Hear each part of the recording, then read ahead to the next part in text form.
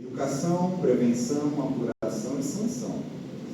Né? Então, a gente deve elaborar algumas ações educativas, que eu acho que esse seminário faz parte disso, né? Da gente pensar, da gente ler, discutir, para tentar também prevenir maus usos, né? E aí vai ter apuração e sanção.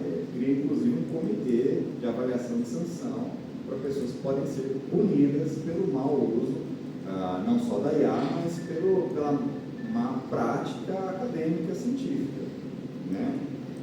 Tem coisas aqui, por exemplo, vou adiantar, o fatiamento de artigos que a gente ouve falar, agora ele está aqui, claramente como uma má prática científica. Se você pega uma ideia que podia ser um artigo só e começa a fatiar para gerar números de artigos publicados, isso está aqui, de alguma forma, sendo apontado como uma má prática. Sim, né? Além de outras coisas, tá? A ideia não é para botar medo, mas é para dizer assim, olha, a gente também tem um certo código de ética acadêmico muito claramente colocado nesse momento, né? E, de novo, não é para seguir cegamente, mas é para a gente entender, discutir, se conscientizar e apontar, né? Hoje é esse código, daqui a alguns anos vai ter outro, que vai ser modificado em função das coisas que a gente pensa dele, que a gente discute dele, né? Bom, tem lá uns 10 princípios, né? Só destaquei alguns, né? Honestidade intelectual, integridade, né?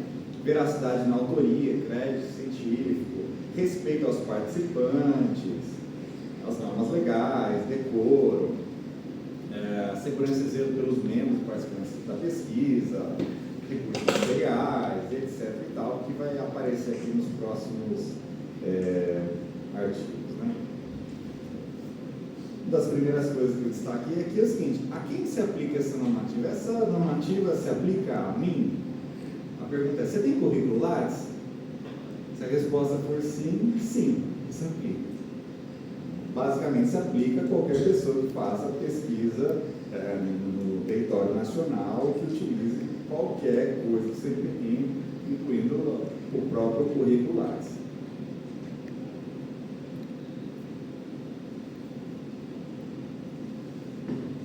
Bom, as diretrizes aí, né, nesse artigo 1º, na atividade científica, né? Item C, e aí vai entrar um pouquinho na parte da época. Declarar o uso de ferramentas de inteligência artificial de qualquer espécie e em qualquer fase do desenvolvimento da pesquisa. Concepção, redação, análise de dados, submissão, especificando nos respectivos textos e exposições eletrônicas a ferramenta utilizada e a finalidade.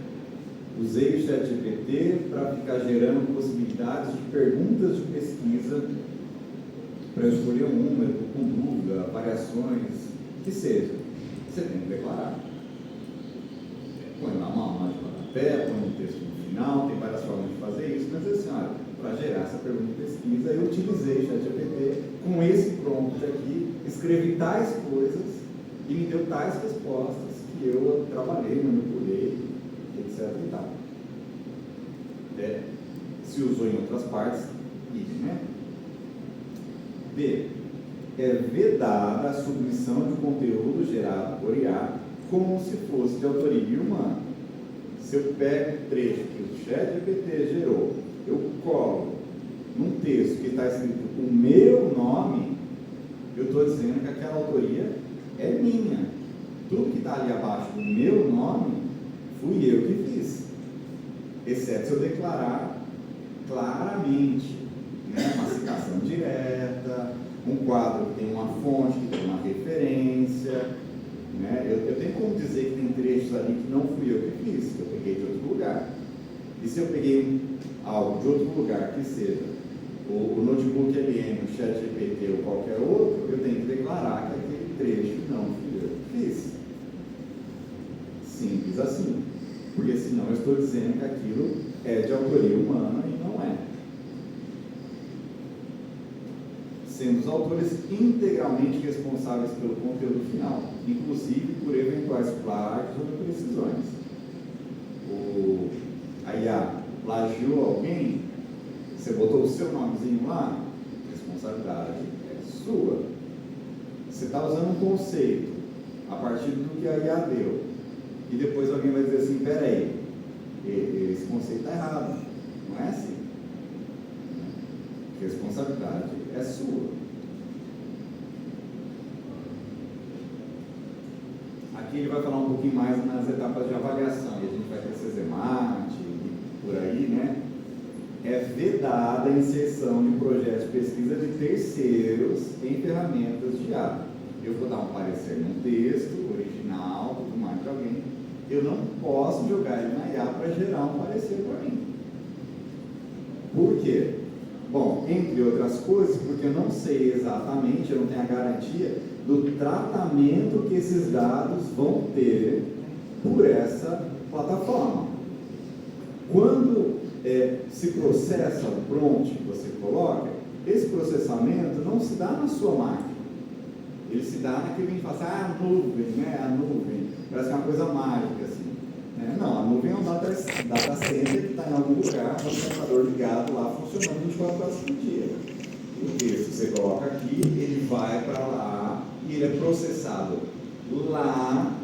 De que jeito, de que modo a gente não sabe, porque a gente não tem clareza de como essas IAs funcionam, e em alguns casos alimenta a própria IA, esse texto que você colocou, e te devolve uma resposta.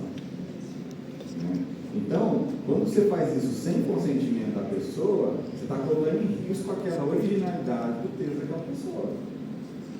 Eu tive um texto meu que foi colocado numa IA recentemente. E a pessoa declarou que foi, fez e disse, sem se atentar a esse aspecto aqui, o que acontece? Não que eu acho que isso vai acontecer de fato, não acho, né? Mas pode ser que a IA tenha sido alimentada com esse texto e alguém, ao perguntar hoje alguma coisa que eu escrevi no meu texto, que ainda não foi publicado, a IA vai responder para ele. Porque ela pode sim ter se alimentado. Alguém leu aquelas letrinhas miudinhas todas e fala assim, eu declaro, eu concordo, eu confesso, né? Não, né? A gente vai lá e começa a usar. Né? Então, não pode. Não pode. Bom, a gente também deve se responsabilizar integralmente pelo conteúdo final da pesquisa, inclusive por eventuais plágios, impressões geradas pela IA. Repete ali o outro, né? De forma mais geral, gerir os dados de pesquisa com integridade, transparência, né? Salvar as coisas que você gera, salvar os materiais que você produziu, que eventualmente não vão para aquele artigo, porque na nossa área é um pouco mais difícil de imaginar isso, né? Mas tem áreas que o Ricardo acho que faz esse relato, né? Que começaram a investigar, achar estranho alguns resultados de uma pessoa bastante famosa na área deles lá, né? Eu nem conheço, e foram pedir os dados, falaram assim, eu gostaria de ter acesso aos dados que você gerou para ter essas análises, né? E a história é interessantíssima, quando ele começa a narrar que assim, não, eu só analisei, quem produziu os dados foi o meu pós-doc, esse aqui. Aí foi falar com o pós-doc, eu não fui, foi o pessoal da iniciação científica que estava tabulando esses dados. E foi, e ninguém sabe de onde deve sair aqueles dados. Né? E eu acho que a gente tem pesquisas que vão para caminhos diferentes, mas acho que tem pesquisas também que trabalham com essa produção desses dados, né? Eles têm que ser armazenados por um período de tempo e tudo mais, né? Eles não podem estar lá no ChatGPT, porque talvez ele também, os seus participantes não tenham declarado autorização para isso, a não ser que você tenha pedido, né? Etc. e tal. Bom, na atividade de publicação, e aí nos registros de protocolos, acreditar de forma adequada todas as fontes que fundamentam o trabalho, né? A gente cansa de vez, principalmente no começo, né? Tem um monte de informação no seu texto, você fala assim, da onde saiu isso? Da onde saiu isso? Da onde saiu isso? Faz parte dessas boas práticas, acreditar todas as fontes que você está usando. Se trouxe o seu trabalho de outro lugar, tem que estar lá. Né? Assegurar fidelidade ao significado das ideias, né? Esse eu vejo às vezes até com uma, não sei se uma ingenuidade a gente pode dizer assim, né? A pessoa pega a palavra lá do contexto e usa aquilo como se a pessoa estivesse falando de uma coisa que você vai lá ler o original, não está. Não é disso que a pessoa fala, só coincidiu a palavra, né? O contexto é outro, o que ela defende é outra coisa. Então, isso também é uma má prática, você desvirtuar o sentido que estava ali no texto e dizer que foi assim, né? Que a pessoa dizia assim, né? Evitar fragmentação injustificada, né? Que é o fatiamento, né? dos artigos, tipo salame. Identificar os seus próprios trabalhos anteriores devidamente, prevenindo assim o autoclave, que também é uma má prática acadêmica, está descrita aqui. Né? Você vai usar uma ideia que você já usou em outro lugar, você vai fazer uma citação direta e indireta e vai dizer que aquilo saiu de tal lugar. Né? Garantir exatidão de correspondência entre citações, referências, bibliografias, inclusive esse está até aqui no negrito H, porque uma vez eu tentei usar para ajustar as referências do texto, né? Coloque tudo no formato ABNT, e talvez tenha funcionado para grande parte, mas eu lembro claramente que foi um texto da Luzia, que estava lá L-A-D, e estava lá Souza, e ele, pelo padrão que eu estava usando, que eram os nomes completos, foi lá e botou um Luciano no lugar de Luzia, né?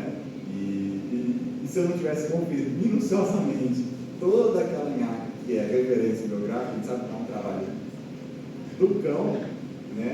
Teria passado com o Luciano e não Luzia escrevendo junto com o Luciano. O nosso amigo Luciano ia adorar.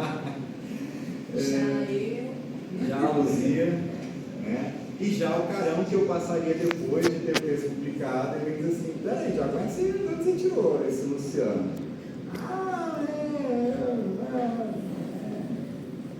Sim, complicado. E aqui o último, né, que a gente costuma falar, mas está lá também, sempre possível consultar o original e tal, para evitar uma certa deturpação, entre aspas, de ideias.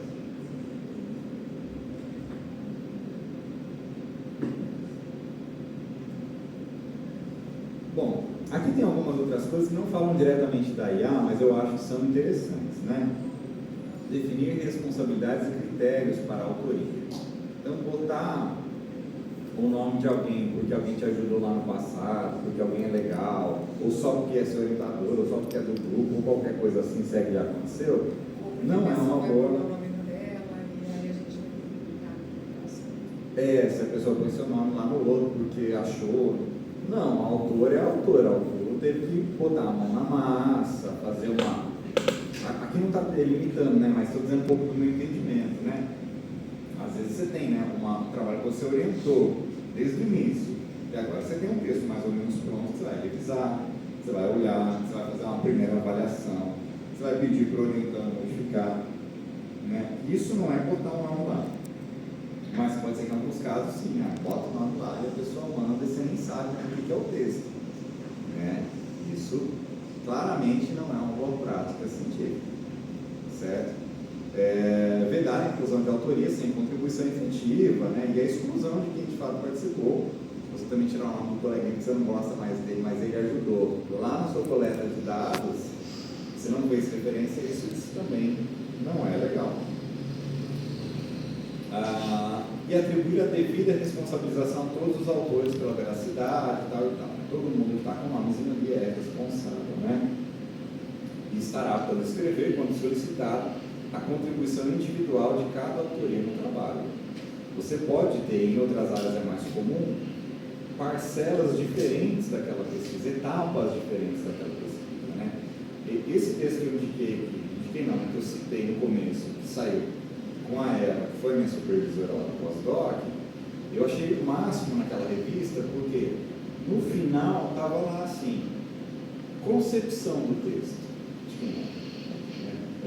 escrita das primeiras versões, coleta de dados, revisão e ajustes finais do texto.